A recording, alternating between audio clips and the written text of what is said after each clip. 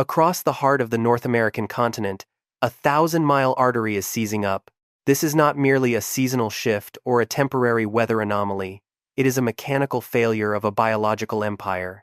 We are currently witnessing the slow-motion collapse of the Mississippi River, a hydrological system that functions as the primary hunger gauge for the entire planet. The math of the crisis is as cold as it is terrifying.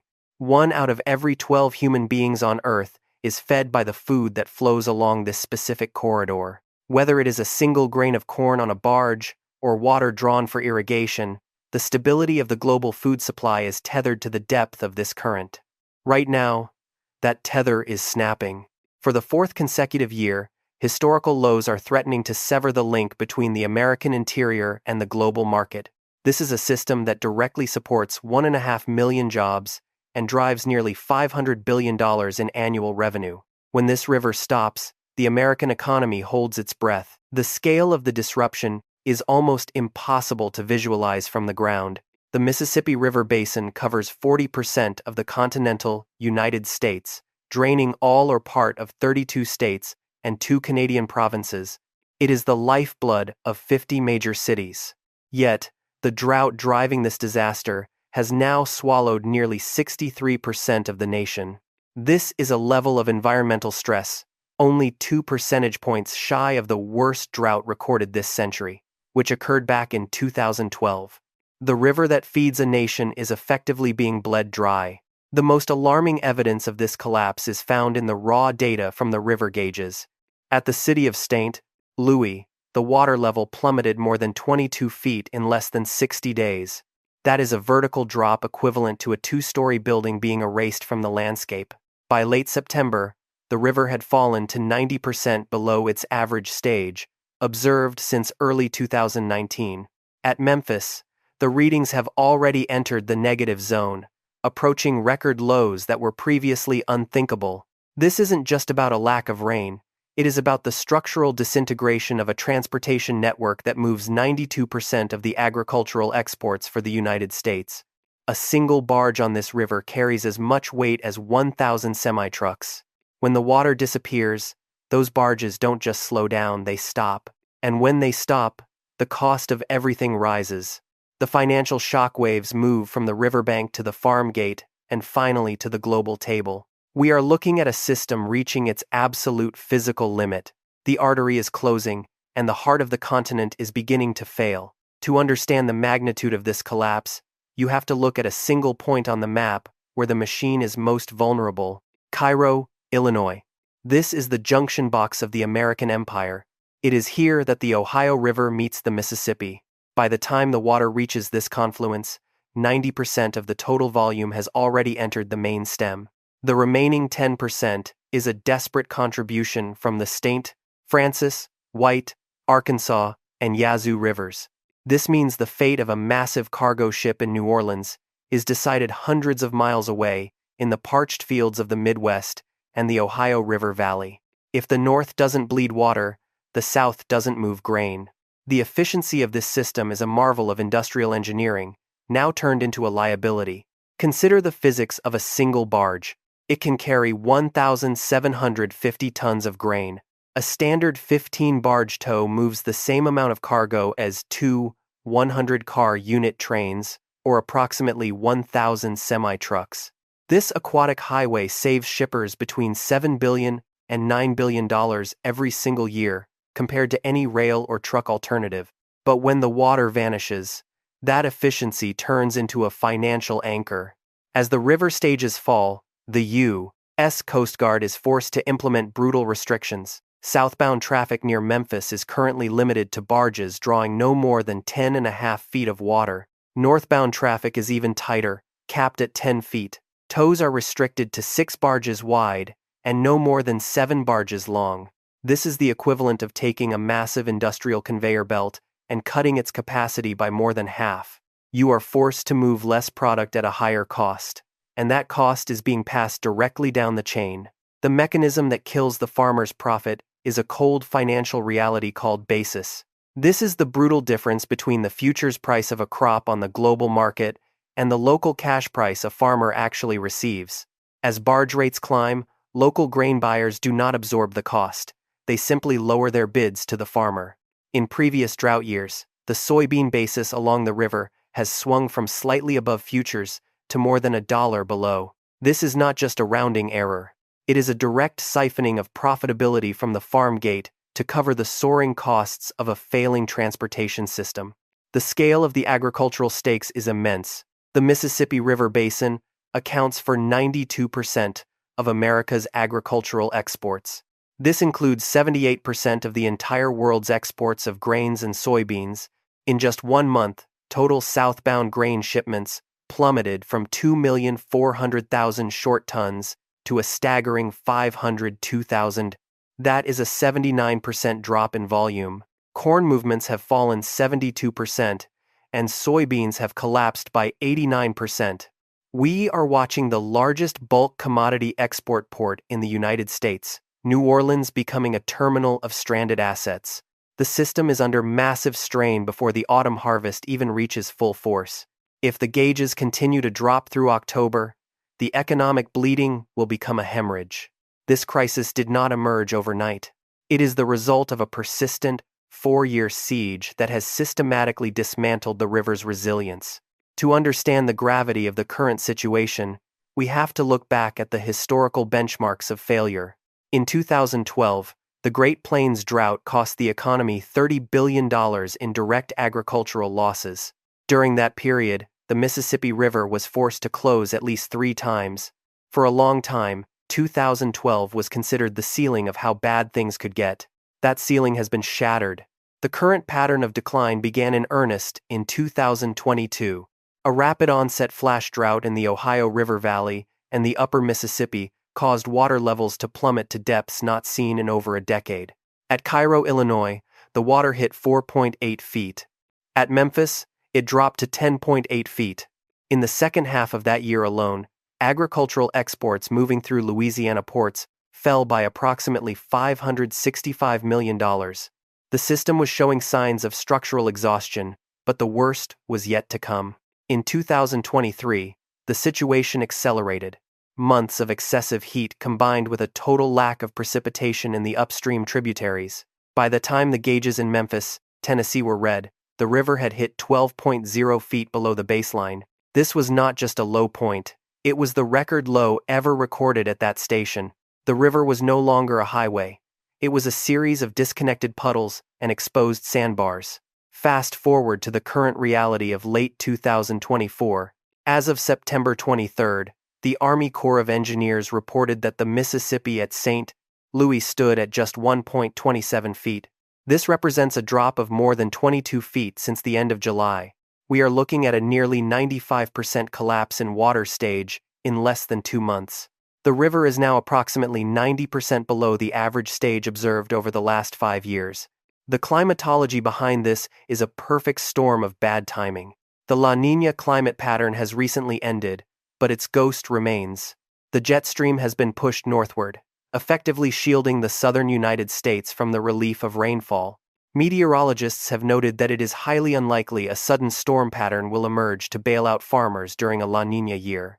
Even Hurricane Helene, which brought massive destruction in 2024, failed to deliver the specific type of late-season rainfall needed to recharge the basin. The drought map is now a sea of red. 9 states, Alabama, Georgia, Mississippi, North Carolina, New Jersey, South Carolina, Tennessee, Utah, and Virginia, along with Washington, D.C., are completely covered by drought conditions. Florida is enduring its worst drought of this century, with 23% of the state facing the highest severity level of exceptional drought. In the West, Utah has seen a 59% reduction in precipitation. Colorado, Arizona, and New Mexico are following close behind. Only 2 states in the entire Union, Michigan and North Dakota, remain completely drought-free. The rhythm of the continent's climate is out of sync, and the river is the primary victim of this discord. We are no longer waiting for a dry spell to end. We are witnessing the emergence of a new, harsher reality for the American heartland. The collapse of the river is not just a logistical headache, it is a financial guillotine for the American farmer. On the ground in places like Nebraska, 4th-generation producers like Scott Thompson are watching the commercial reality shift in real time. The global market is cooling. China, the titan of soybean consumption that has imported more than every other nation combined over the last 5 years, has remained conspicuously absent from the export logs this season. This silence is deafening, because 80% of American soybeans are traditionally shipped in a frantic window between September and February. The river is failing at the exact moment the world's appetite is most vulnerable. This creates a predatory economic environment. When the transportation system is choked, profitability is siphoned away through the mechanism of basis. Local grain buyers, fearful of being stranded with mountains of product that cannot move, lower their bids to the farmers. In previous drought cycles, the price of soybeans along the river has swung from a premium to more than $1 below the futures price. This is money being burned before it ever reaches the bank. At the same time, the cost of moving what little grain remains is skyrocketing. Shippers are paying over $18 per ton at Cairo and Memphis, compared to the $14 seen in stable years. In the worst stretches, that price has surged past $26. The system is cannibalizing its own margins. The crisis has now escalated beyond the farm gate and into the halls of power. In 2026, a bipartisan coalition of mayors stretching from the headwaters in Minnesota to the Delta in Louisiana converged on Washington, D.C., with a singular, blunt message. The Mississippi River is no longer just an environmental concern. It is a matter of national security. They are meeting with the Department of Homeland Security and the Environmental Protection Agency because the numbers demand it. Since 2005, natural disasters along this corridor have inflicted more than $250 billion in losses. When you zoom out to the continental level, the sheer weight of this responsibility becomes clear. 1 in 12 people on the planet is fed by the calories flowing down this specific artery. If the river stops, a portion of the global population begins to starve. This is why local leaders are pushing for a Mississippi River Compact, a legally binding interstate agreement similar to the one protecting the Great Lakes. They recognize that the river is a finite, diminishing resource that is now being eyed by outsiders. The stakes are no longer just about how many bushels of corn can reach a ship in New Orleans. They are about who controls the most vital source of water and life on the North American continent. The ladder of escalation has reached its final rung. What began as a dry summer in the Midwest has transformed into a strategic threat to the stability of the nation. As the river reaches its lowest point, new predators are emerging to claim what remains of its flow. In cities like Alton, Illinois, the future is already knocking on the door in the form of artificial intelligence. These massive data centers require more than just a connection to the power grid. They demand a staggering volume of water to cool the processors that drive the modern world. This is a new, invisible competition for a resource that was once considered infinite. The arrival of the digital age is now placing a direct, heavy burden on a hydrological system that is already struggling to support the agricultural age. But the most direct threat comes from a territorial dispute on a continental scale. The Colorado River Basin is dying, and the thirsty cities of the West are looking toward the Mississippi as their future reservoir. Planners are already evaluating the feasibility of diverting water across the continent to sustain regions like Phoenix. To the mayors of the river towns, this is a hydrological heist. They view the irresponsible movement of water from one basin to another as a direct threat to national security. A legal battle is brewing, and the stakes are the very survival of the American interior. While the battle for the water rages, the terminal point of the river, New Orleans, is facing a countdown of its own. A landmark study published in Nature Sustainability suggests that coastal Louisiana has reached a point of no return. The city is currently facing a dual catastrophe. It is sinking while the sea is rising. Every 100 minutes, an area of land the size of a football pitch vanishes into the Gulf of Mexico.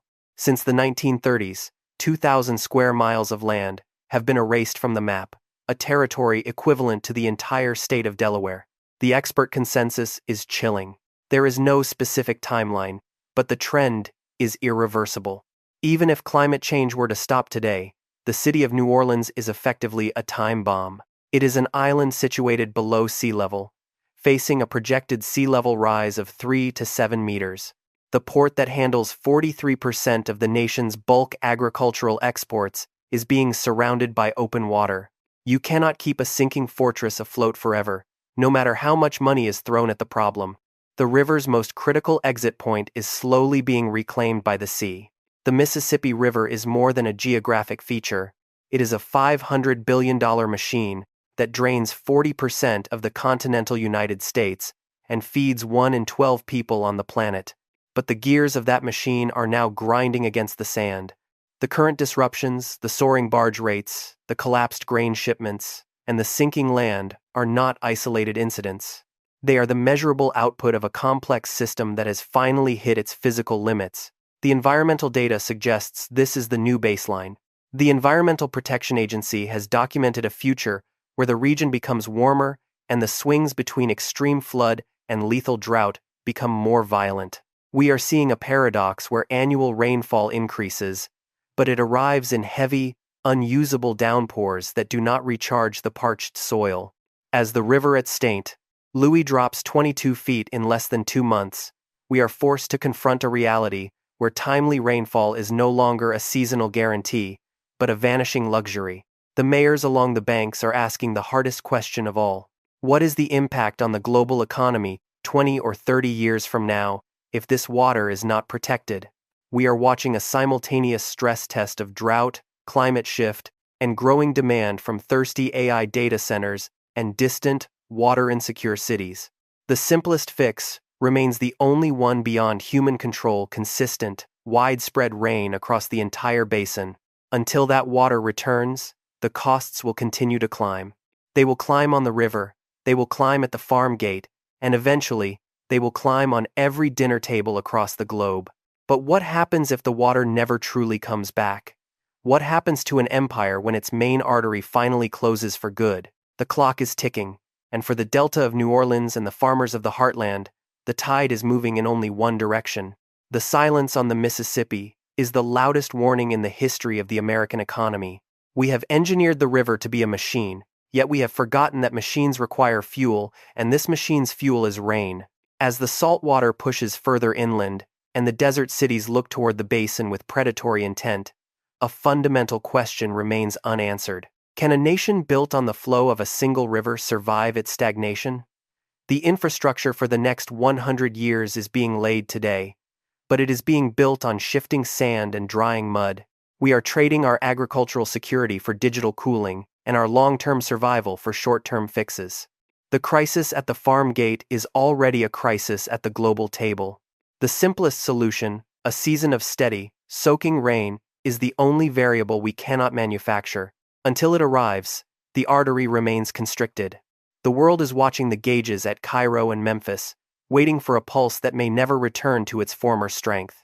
The countdown has begun, but no one knows how much time is left on the clock before the heart of the continent stops beating entirely.